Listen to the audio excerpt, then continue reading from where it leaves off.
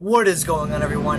It's Ultimate Spy 53 here, and welcome to another episode of Reviewed number 123. And today, I'm going to be reviewing the movie Hulk.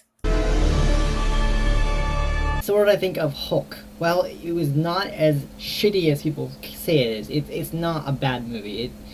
It isn't a great movie. It is not amazing.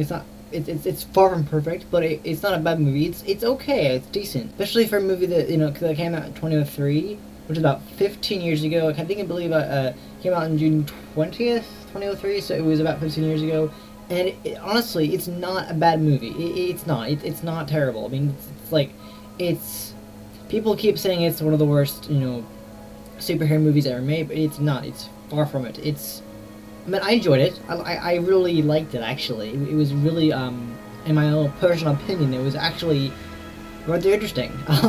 Just in general, I mean, because the difference between this movie and the 2008 Hulk movie, which was actually part of the MCU, actually, well, under Universal, of course, was that in this movie we actually got the origin story of Bruce Banner. We got to how he got the gamma radiation, how he turned into the Hulk, why he does it in general, and all that stuff. And honestly, it gets more credit than it should have gotten, because people just hated this movie. People thought it was shitty, like, oh, why is the movie existing? It's like, well, if we didn't get this movie, we wouldn't really have gotten any of the backstory, like, the fact that the gamma radiation kind of stuff, like the DNA carried over to Bruce from his father, and that's what happened, and his father accidentally killed his mother, kind of thing, and all that stuff. But honestly, I liked it. I mean, you gotta not hate me for that, but I liked a movie, even though it was not well received, of course, but it was still, it had some good aspects of it. I liked it. It had good casting, good acting, really good acting, actually. Some parts of the movie that people thought were really horrible, like the Hulk versus the Hulk dogs part, people thought was terrible. It wasn't that bad. I mean, I could tell, I could see a scene without the dogs, honestly. The mutation dogs, I didn't like those things, but in general, it had a really interesting story. It had the same, characters, like, Betty Ross, who's like the ex-girlfriend, Samuel Elliott plays General Ross, this version of General Ross, and Jennifer Connelly, the beautiful Jennifer Connelly, she plays Betty Ross. And you also have Glenn Talbot from, if you don't know the show Agents of S.H.I.E.L.D., there's an actor called Adrian Pasdar. You may have recognized him from playing, I think he played Nathan Petrelli in Heroes, which is an NBC show, kind of supernatural thriller / horror kind of show, but deals with superheroes. And this movie, there was another version of him played by another actor, and he's just basically a general. And honestly, the CGI, making this across, the CGI wasn't bad. I mean, it's better than most movies out there. I mean, some of the CGI is just awful. I've seen bad CGI, but this movie, the fact that they could pull off expressions and facial expressions, I mean, yeah, the CGI wasn't perfect. It wasn't bad either. It just wasn't great, It's like, it's in that halfway point. It's like, it wasn't great CGI, but it wasn't bad CGI. It was okay. I mean, I thought the movie itself was okay. I liked it. I didn't think it was amazing, because, so many people just have panned this movie by being awful. I believe it's considered one of the worst superhero movies ever made because of a lot of reasons, like, the CGI and stuff, and maybe the plot. But honestly, it wasn't a bad film. I thought it was interesting because the plot and the way that the Hulk is characterized, because he is the most comic accurate Hulk I've seen. The previous ones, you have this one, comic accurate, 2008 Incredible Hulk movie with Ed Norton, less comic accurate because I think the shorts, but he was more ripped in that one. I wasn't a fan of that Hulk anyway. And the Mark Ruffalo Hulk is, in terms of modern cinema, it's actually really good. Of course, he's changed over time, but like that Hulk is the one that everyone loves now. But like the classic Hulk from 2003, not the one from the 70s, because that was just awful. But this one, despite these kind of sloppy CGI. I mean, the CGI, there are times when Hulk doesn't look angry. He just kind of looks like, why couldn't he just transform back into Banner if he's not angry? Well, that's just because he's able to contain the anger and not always be angry. He doesn't always have to be angry. He just able to contain the anger, but he's still angry. But this one, I like the fact that they kept the comic, because I haven't read a comic book from Hulk. I mean, I don't think I've read a comic book of Hulk, but I remember what the character looks like in the comics, and he has, you know, the black hair, the green, the purple shorts. Of course, the purple shorts are usually ripped, but in this movie they weren't really. Maybe a little bit, but I couldn't really tell. But in general, this movie, it showed you what it was like to be the Hulk. Like, to show you how angry Banner gets, and how, you know, what it's like to actually be the Hulk, because he loses control, and he likes being the Hulk.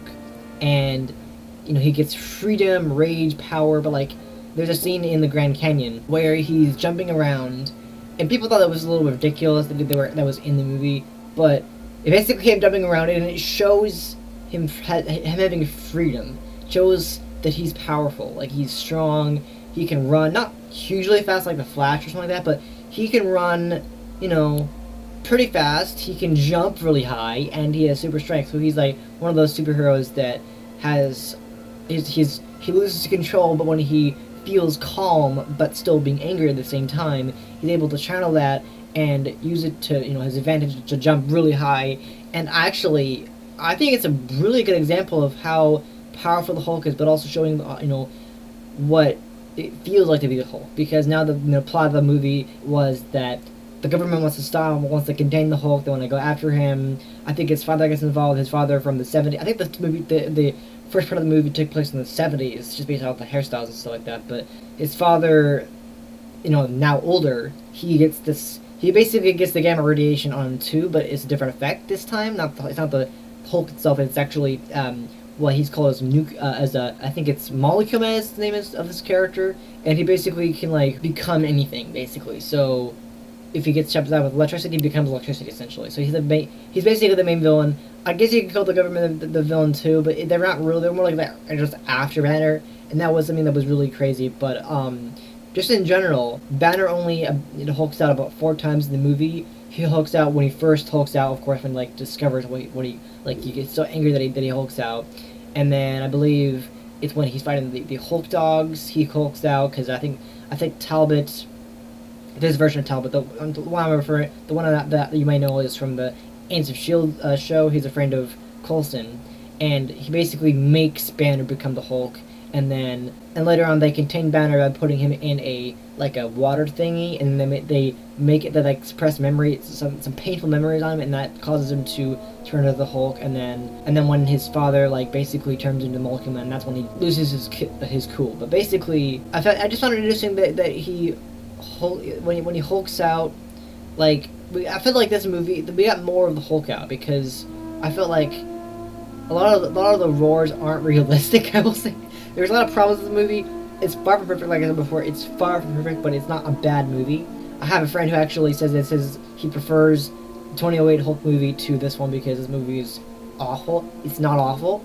It got more than Phantom Menace. Seriously, it got more. I think it was like 62% on Rotten Tomatoes, which actually, if you compare that to episode 1 of Star Wars, it's way better. But yeah, especially if you think about the CGI used in Jurassic Park for the dinosaurs, and then look at the CGI used for Hulk, you know, they're both pretty good, but again, they're not amazing. Like, you have the new Hulk from, like, you know, the MCU. That's amazing CGI. But this one, while it isn't great CGI, it's certainly not terrible CGI. I've seen worse CGI than this. I mean, again, I think the really interesting thing about Hulk in this movie was the fact that, well, it was obviously the first. It was actually the first actual Hulk movie, because they had a Hulk TV show back in the 70s, and that was with the character David Banner. Because I'm pretty sure that David Banner is also another version of the Hulk. I'm pretty sure that he's like the first version of the Hulk, essentially. And in this movie, it was just show you, you know, the early version of the Hulk, but also the first live action appearance of the Hulk, which is interesting. But just in general, I enjoyed it. Honestly, I did. I liked it. I generally liked it. I thought it was entertaining. It was really, really interesting. 2 hours, a bit long for a movie, but basically the summarization is that he's hiding from the government. The government wants him to contain him, because that's the whole thing about the Hulk, is he's dangerous. He's this angry man who loses control and turns into this giant, you know, Green Range monster, and basically destroys everything as his power, and he's insane. But just in general, based off of a movie that came out 15 years ago, I'm not kidding, it's better than you think it is. It's honestly the CGI Hulk they had, because obviously I'm pretty sure it was all CGI. I don't think they had any motion capture involved. I don't even think that was his. I don't know when motion capture was really a thing. But basically, actually it was a thing in Lord of the Rings. So I think they used it. Like the early 2000s was the first, the first little bit of motion capture. Before the 2000s, they didn't have motion capture really. So I'm pretty sure they had motion capture. But honestly, like I said before, this is the most comic accurate Hulk just because of the way he looks in the movie, and it's not bad honestly. It's really well done. But yeah, I will say though, I can think of anything I didn't like. I didn't like Hulk dogs. I thought they were a bit much. I thought that some of the Hulk scenes, just some of them were a bit much. Like the way he moved and stuff like that was a bit much. I thought that his roars weren't very realistic. Like they didn't really sound like a Hulk at all, really. And so some of the scenes where Hulk was running around and jumping around, I like that part. I can find a lot of things wrong with this movie, but it's not an awful movie. It's far from it. One thing I will say about this movie that I found really interesting was the fact that how the Green Hulk stuff was used with the green, like he breathed out, and when he breathed, the green smoke, green shadow came out of his nose. When the Hulk dogs died, they spent it to green. But also, you gotta understand the idea of how Bruce got the Hulk stuff. How he became a scientist from his father, but his father all this terrible stuff in the beginning, testing all this science stuff on animals. But just in general, this Hulk movie from 2003, I prefer it to the 2008 Hulk movie. But I also like I think my favorite Hulk so far is gotta be Mark Ruffalo, because he embodies the Hulk. But if I was to pick a favorite Hulk movie of classic, I would call Eric Bana, because he did a really good job as Hulk. Bruce Banner, he just was really, really amazing. And honestly, I thought it was, it was not a satisfying thing. But that's really all I can say about this Hulk movie. I have nothing else I can really talk about, really. But it wasn't bad. It wasn't bad at all. I find it interesting that, you think about all the animation was horrible. Like, not really, because they were able to pull off facial expressions with the motion capture CGI that we're using. So if they can pull that off, that's not bad. So but also it was kind of sad, honestly. I'm just gonna wrap up here by saying it was kind of sad, because there's a lot of terrible things happen. Like Bruce, his family goes through a lot. Betty, her dad leaves her, all that stuff.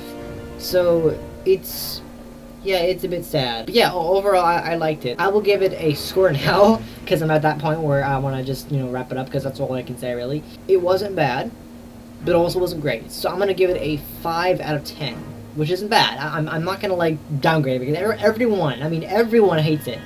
Like, why am I doing the review of this? Because I want to, and I'm like, oh, why didn't I do a review of this movie before I reviewed the 28 movie? I didn't get around to it. I just didn't. It wasn't, a thing I thought about, but, I'm gonna give it 5 out of 10, which is actually reasonable, and it, again, far from perfect, but not bad at all. But that's really all I can say about it. Still not a great movie, but decent. Okay, it had its problems. Some of the scenes were a bit much. I will say that, but I did feel like I was interested to see how Hulk was able to contain his anger when he wasn't looking angry. So, but still, yeah, not bad. So anyway, yeah. Thank you guys so much for watching this episode of Reviewed. I hope you enjoyed it. If you did, please hit the like button. I really do appreciate support. And if you're new to this channel, subscribe for more episodes of this series and other series I do, as well as other great content. And we'll be back next time with another episode. Alright? See ya.